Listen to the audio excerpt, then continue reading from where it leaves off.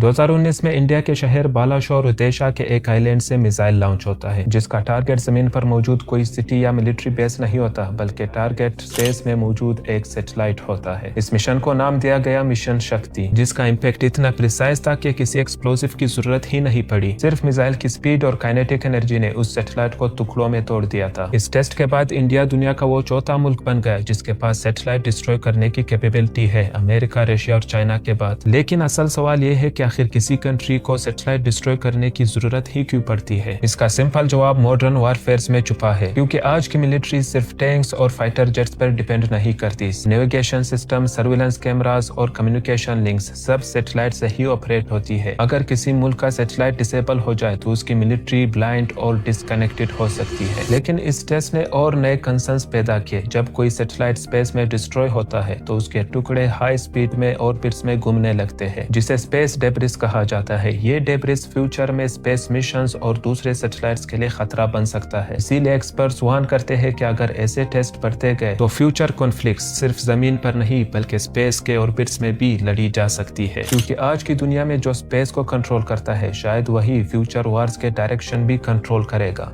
Subscribe.